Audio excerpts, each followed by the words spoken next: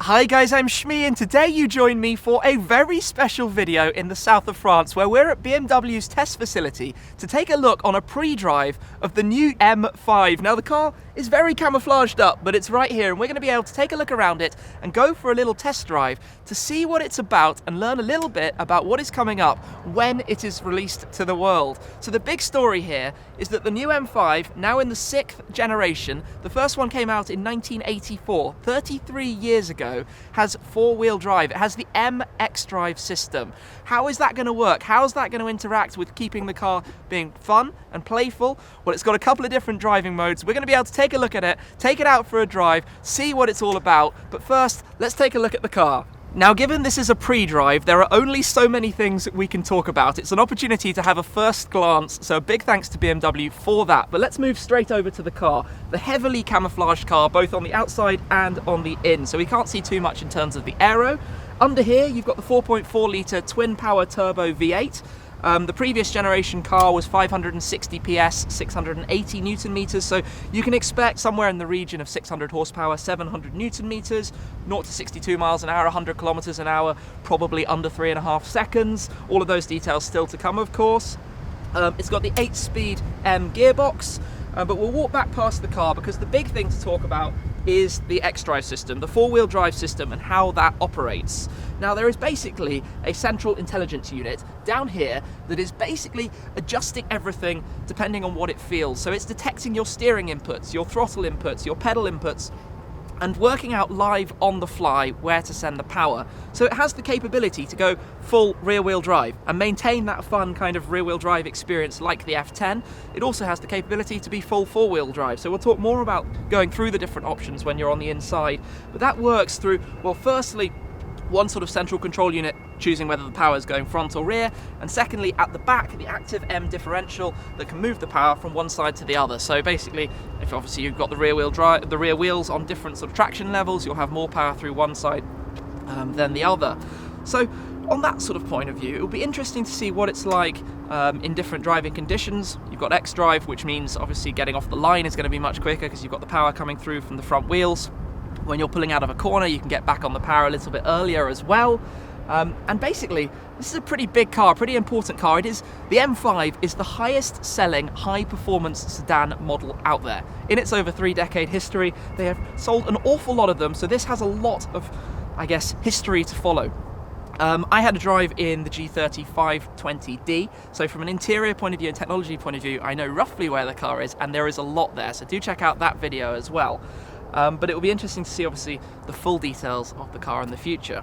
One of the most interesting things is even with the four-wheel drive system and all of the extra sort of gubbins that means the car needs to make that possible, it's still going to be lighter than the 1,945 kilos of the previous gen car. Not sure of the exact numbers yet, but that's quite an impressive feat.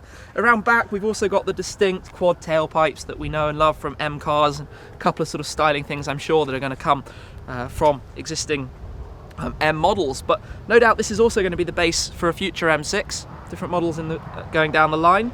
But I think it's time to take it out for a little drive and see what it's about. We're heading out onto the track then, and I'm in the passenger seat, and driving today is Timo Glock, a name a few of you probably know from motorsport. So how are you? Very good. Just it's bloody cold outside. Yeah, but tell me about it. Here is much better in here. Yeah. So we're out on the track exploring. Yeah, I mean, we're in the new M5 here on this great facility from BMW, just showing the world the new M5. Yeah, first sort of exclusive opportunity. This is really a very special first sort of chance to see and experience this car. Exactly. I mean, it's the first four-wheel drive M5 from the MG and BH, and I think they did an awesome job. I mean, I don't know how you see it, but I really like this car. And it's sort of two cars in one car. Yeah. Because you can switch everything on and off however you want. As we're going to be experimenting with now and discovering. So at the moment we're in full sort of traction on normal four-wheel drive, right? Exactly. Now it's this is the standard mode, four-wheel drive. The car is already quite sporty, neutral in that mode, and then you have like various opportunities to change it. Like you can go in the M mode, which allows a bit of freedom in the car. Yeah, the SE becomes a little bit relaxed, a bit more playful. But most importantly here, this is where the four-wheel drive system goes into four-wheel drive sport. Yeah. As soon as you go into M driving mode, MDM, four-wheel drive becomes sport. So rather than the regular four-wheel drive, so that's like the second of the 5 different driving modes you can have. Exactly. And it's and still, you know, normally you think a four-wheel drive car is on the understeer side, but this is not the case here. It's like a very clever system. So it means like everything is more. The basic setup is like more on the rear-wheel drive. It's more a rear-wheel drive setup, let's say. Yeah. But as soon as you start losing the car, going sideways, it automatically shifts to the front wheels to sort of stabilize the car and help the driver. And this gives you a lot of confidence as a driver. So it's all sort of optimized when you need it. Yeah. I know that it's sort of reading all of your inputs and seeing what you're trying to play with the car, what you're trying to do, the specific ECU. Exactly, and it's like, it feels like, for me, even for a race car driver, it feels like the car is every time a step ahead of you. So whatever you do, it's supporting you so quickly and reacts so quickly, but very smooth. Yeah. So you still can play a lot around with the car, which we should do now, or not? So then the next stage is to press and hold DSC, and you go beyond DSC on, MDM, DSC off. When you're in DSC off mode, you get the third option is DSC off four-wheel drive. Then you can have DSC off four-wheel drive sport, and you can have DSC off full two-wheel drive. So you can send all of the power to the rear wheels of the car. Yeah, and that's four-wheel drive sport. So it gives you a bit of slip. Exactly. But still a lot of grip. Yeah, if you think about the size of the car, it's just impressive. Yeah. You wouldn't think it's like a big M5.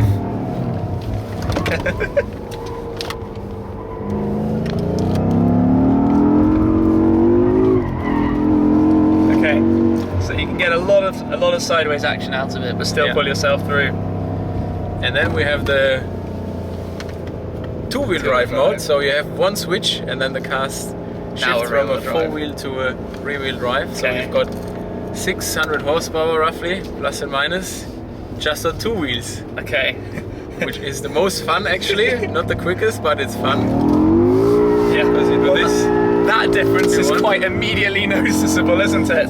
Yeah. Instantaneous into rear-wheel drive. So it's amazing how the configuration, the settings can change so much. The transfer case can adjust the power delivery going to the front to the rear like that. Exactly.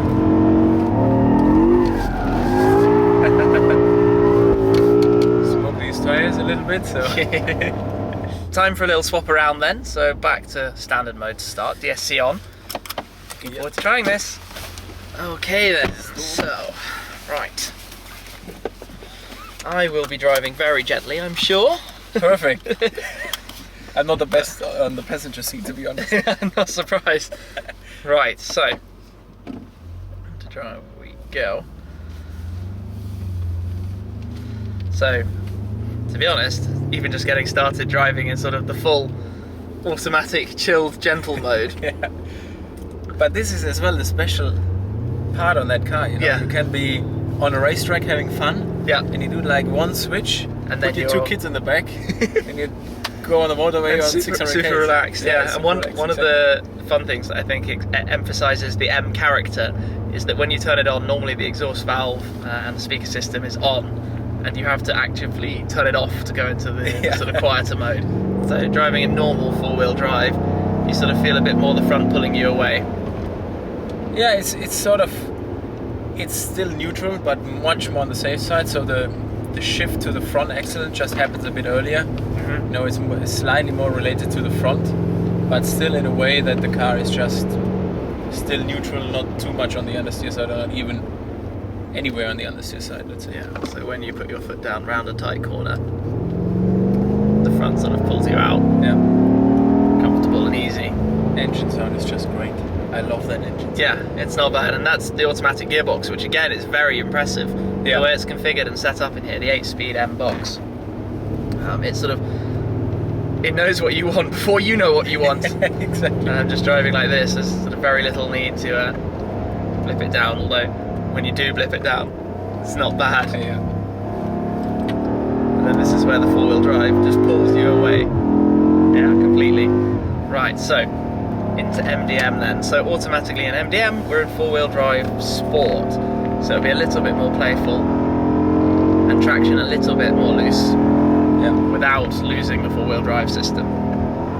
And still it's catching you if you're going too wild. Yeah, you can feel it. You can feel it straight away, just sort of loosening up a little bit. Another impressive part is the brakes. If you think about driving all day long on that track, then use ceramic brakes. Optional ceramics. And optional, and they just hold on. And it's a car which is like heavy. We don't have the final number. We don't have the final number. The best part of 2 Not allowed to say that, so you still need to wait a bit. But it's a heavy car, 5 Series. So the land of the wet handling circuit. Then this is the place to really feel the difference between four-wheel and two-wheel drive. Low friction. Exactly. So we're in MDM, four-wheel drive sport. So sporty traction control, but still on for the moment. You're going to show me afterwards how to do this properly. I'm just sort of getting my bearings and experiencing quite a lot of water. It probably needs some wipers if I do that. Okay. We're trying to give you the most difficult circumstances. Even 8 degrees only we have here in South France. So. Yeah. Arranged it just for today to test out the X-Drive. So if I give it a little bit of a push out of the corner here. It's good traction. Yeah, still good traction. But you were very gentle as well, eh? You were like... I need to be more like... Yeah, here we go. Okay. So MDM and four-wheel drive sport gives you a little bit of slip, a little bit of play. And the great part is it's not like cutting everything down when it goes, you know? No. Next is DSC off. There we go. Then we're in four-wheel drive. Choose the four-wheel drive or four-wheel drive sport. So, well, let's almost do it the other way. Let's try two-wheel drive because we know what that's like. And then go back through the modes. Yeah, cling on. It goes this one much easier. That's why it was like... Yeah, but that's a perfect example to show you how much the four-wheel drive subconsciously, that way, gives the car more grip, more control. Exactly, yeah. Okay, so in the two-wheel drive, a tiny dab, and the back starts going from you immediately. Exactly, yeah. And that's what we know and what we're used to. Yeah. But then if we go into, so four-wheel drive sport. So now with a little bit more grip. Yeah, quite a lot more grip when you've been driving in the two-wheel drive. Yeah. Clings on. Traction is straight there.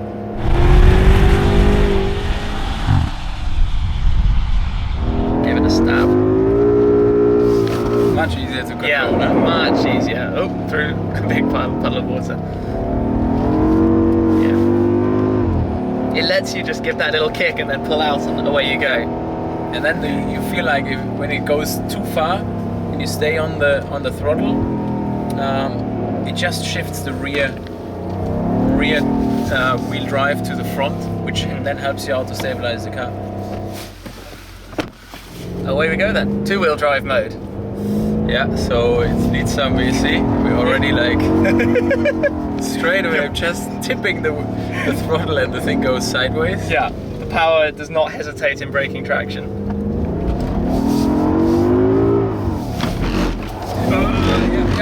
Here we go. Just catch it.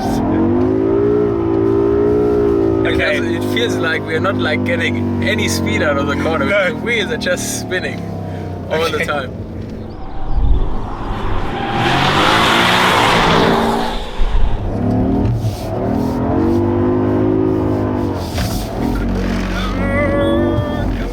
Come on.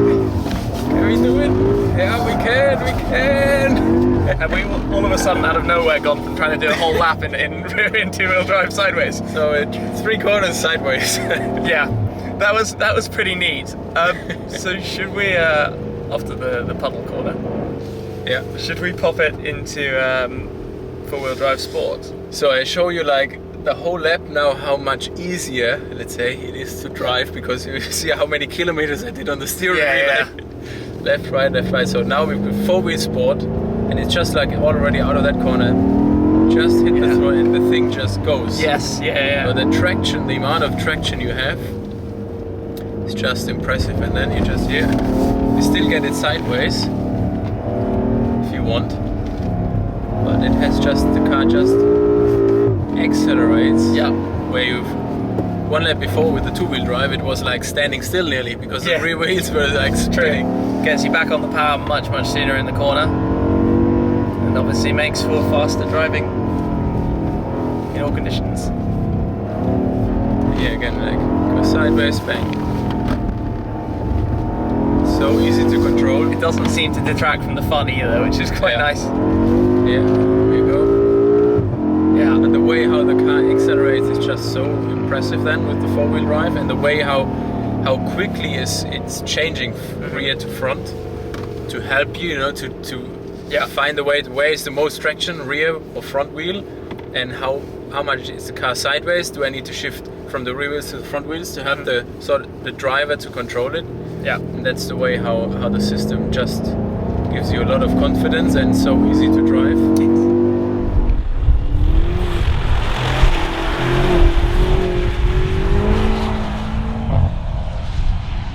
We've brought the car back round. A big thanks to Timo for taking me out there. That was an awful lot of fun, being able to see what this car is capable of. But firstly, while we're sat in, I want to show you the settings and some options. Now remember, this is a prototype, so everything is covered up. There's not too much we can see, but on the main display, if I go behind here, I can just show you M dynamic mode, which is where we get some of the sort of configuration options. And if I then go into the M setup, this is where we have the ability to see, but not use, the four-wheel drive sport, and the two-wheel drive options.